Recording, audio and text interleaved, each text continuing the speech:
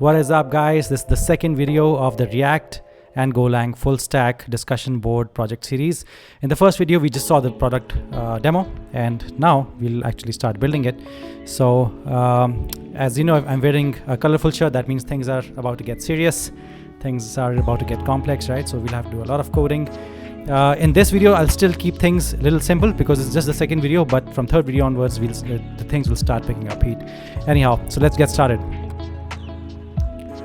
So we're in a terminal now, and I'm in the place where I keep my Golang projects usually. So if you're getting confused with the setup in the sense how I'm using Ubuntu in a Windows machine, it's a technology called as WSL2. It enables me to create multiple Ubuntu machines of different versions inside Windows. But the commands that I'll put here will be the terminal commands, which you can use in Mac and PowerShell. There won't be any issues, and I'll be using VS Code to actually write the entire code. So nothing out of the ordinary here.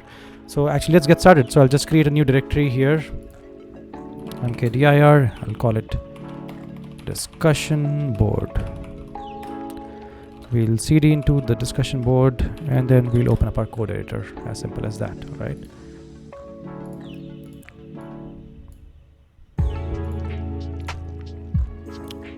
And here now there are two ways to approach this, right? One is that I keep building files one by one, and then we keep building the project structure. But I want to do something else here.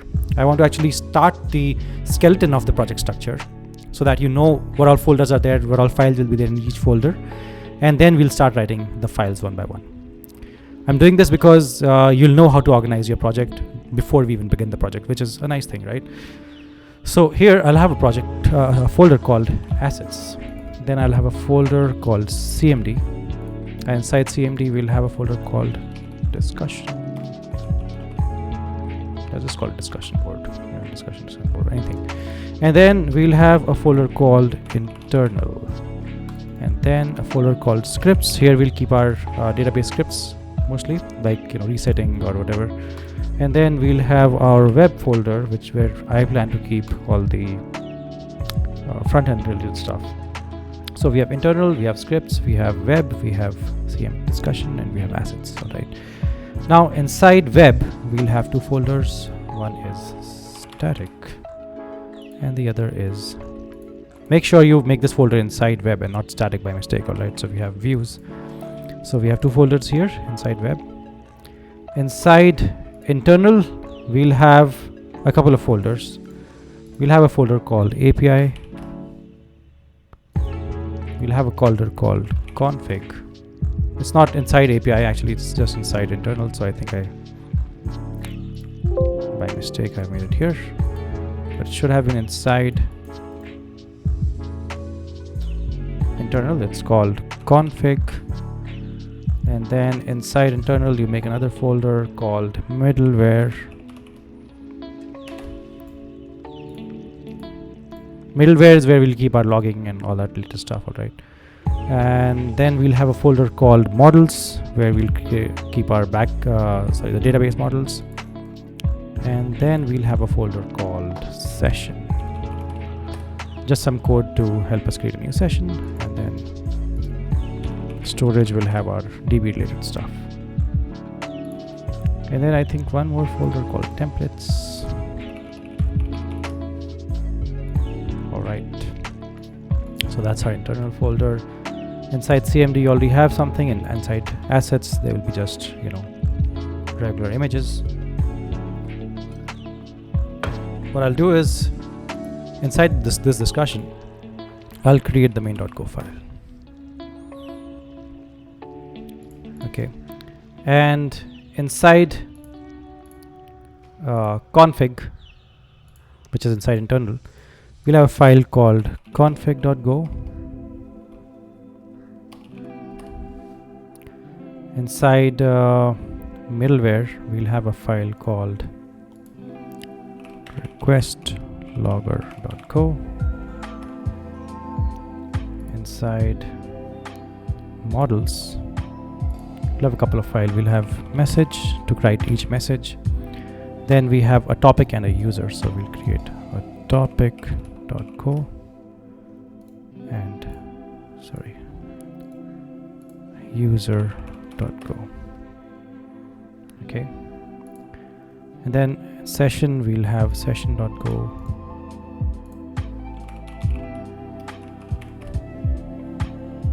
For storage, we'll have storage.go.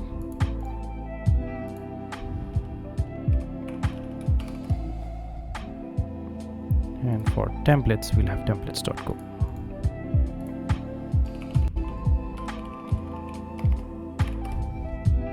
All right. So I'll cancel off all these files that I've opened up here. So we have like a skeleton structure to start working with. Now what I think I'll do is I'll actually start writing the main.go file. So let's create package main and import. Then we have our func main. So these are the three most important things that actually make up a main file, right?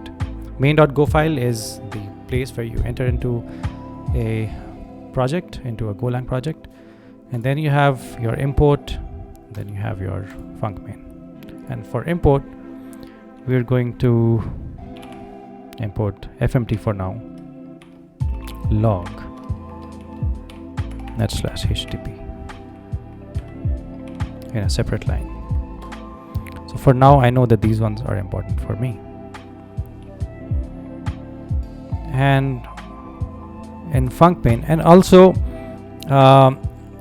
in my main.go file, I'll have to import all of these different packages.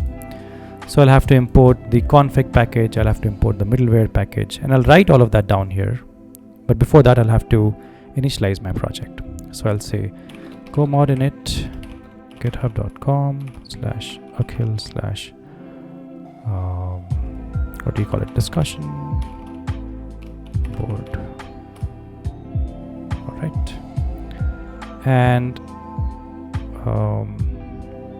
there's a package that I need. Let's call it go get github.com/pq. So it'll take a while to come. Until then, what we can do is we can start writing our func main.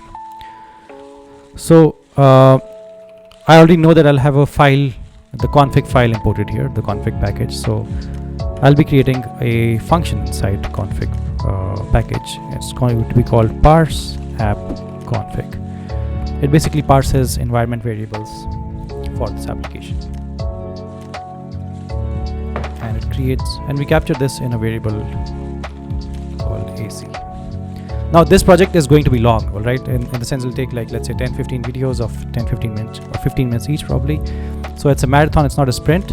So you'll have to stay consistent. You'll have to keep coming back if you forget something, if you don't understand something.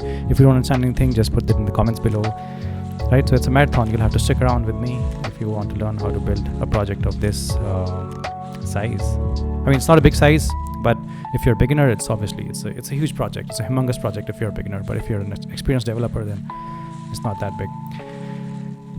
So I'll also use the SQL package actually. So what I'll do here is I'll say database/SQL, and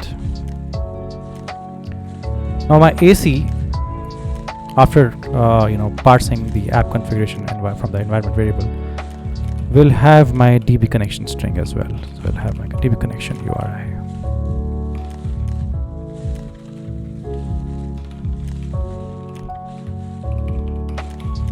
So I want to connect to Postgres, and I'm going to use the open connection function, which is provided to me by the SQL package.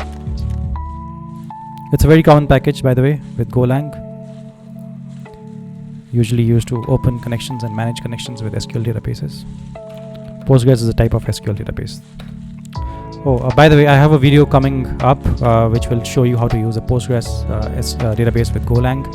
So maybe sometime next week. So do stay tuned, or at least subscribe to this channel in case you haven't subscribed.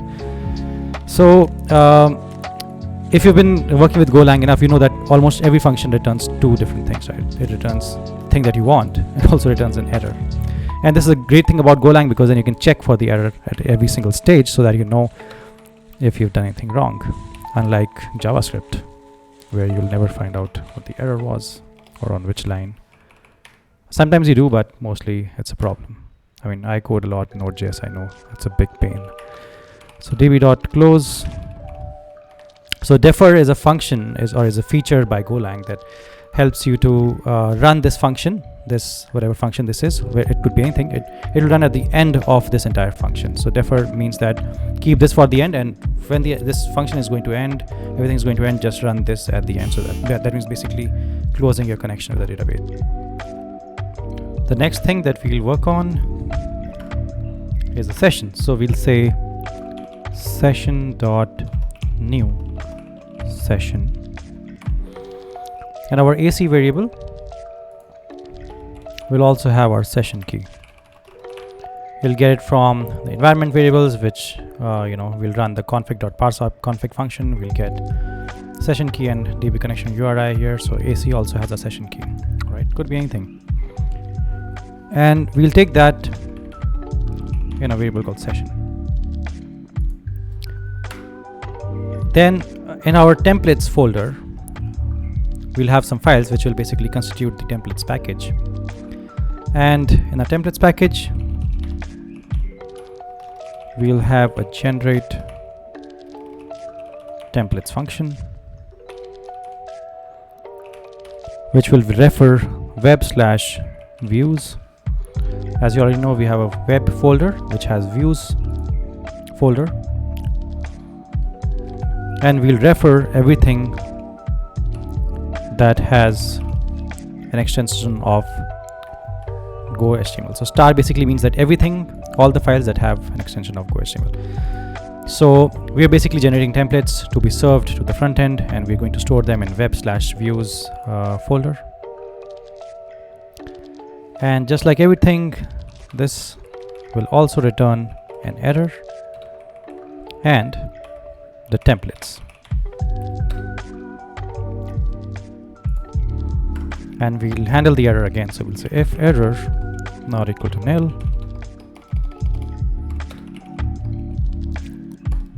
log.fatal error.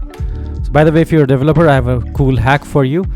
If you have to go through these long coding sessions, right? If you're enjoying them, if you have to go through them, but you feel sleepy, or you feel your brain is not there sometimes, or it's getting slowed down, instead of having coffee, just have like a menthol candy and drink cold water, like I'm doing right now. So it gives your mind like nice boost. So we have we'll have a package called storage, as you can see here, and help us to create a new database. So we'll say new, and we'll pass our DB here, the DB connected DB here. It'll create a new DB for us, and this is all inside the storage package. So we'll write, so all these files we have to write, the storage files, templates files, we have to write all these files now, one by one. Then we also have a folder called API, right? So it'll basically be our API package, and it'll have a function called new, where we can pass templates, storage, and session. So these three things that we just created: templates, storage, and session. Right? These three things we'll pass it to this function, and we'll capture that in a variable called a. And if you've used the Gorilla Mux router, you know that you have to use Mux router function, which is part of the Mux package. And why not install that Mux package? Actually, let's install it. Let's include it here. So let's say github.com/gorilla/mux. So I have a video already on my YouTube channel about Golang CRUD, where I show how to use Gorilla Mux. It's a very common package. So it did get me the post PQ library. Now let's install Gorilla Mux as well. So we'll say go get github.com/gorilla/mux. Okay, so let's take its time. We'll come back here. So we create the new router. Now we'll register the routes. So we'll say register routes and pass the router in that. And then I also want to use the request logger, so I'll say middleware dot request logger. Right, so middleware function folder, and then we have the request logger file. So we'll say request logger here, and then we'll listen and serve. So we're using the HTTP package. We imported it here, the HTTP package, and we're going to use it to create a server. So we'll say listen and serve. With Golang, all you have to do is call this function and it'll start a server for you. If you want, you can go check out this video called how to create a simple server with Golang in 20 minutes. I have that video on my channel, so you can go check it out if you have any issues. And here we'll say %d, comma ac dot port. So AC is your variable where you have all the configs. So you also have the port. We'll define this port. So it will be mostly 8080 or 8000, something like that. So we have that port also, and then sprintf helps you to basically format your strings, right? So we'll listen and serve at port, whatever we have defined. So we're dynamically passing the port here to this function. And here we'll say R, and we'll enclose this, and we'll say log.fatal, which will basically log out an error if there's a fatal error when starting a server. There's one more thing that I need here. And to serve my static assets, so I'll say r.path prefix. You may or may not understand this line, but don't worry about it. I'll explain to you later, but for now all you need to do is all you need to know is it basically helps you to serve static files. So you'll say static slash http dot file server http dot directory web slash static. Okay, so we'll have a folder called web and we'll have a folder called static inside that. So that's the directory it's taking. It's basically helping us serve static files, right? So that's all you need to understand for now, but you'll get the clear picture when we create all these different files and all these different, we'll write all the other files. You'll understand much better. So what I'll do is I'll keep this video short. In the next video we'll start building any of the other files. So let me I'll have to analyze which file is the most relevant now after the main.go file. We'll either start working on the storage or we'll start working on the session. Let's see which one we start working on based on the easiest file to get started with in the next video. So if you've not subscribed to the channel, do subscribe so that you can know when the next video of the series comes out. And then we have so many more. We have more than 100 Golang videos on our channel, and we have about 6 different full stack projects going on, series of full stack projects going on that I keep putting out videos every day. So do subscribe, and thanks a lot for watching. See you in the next episode.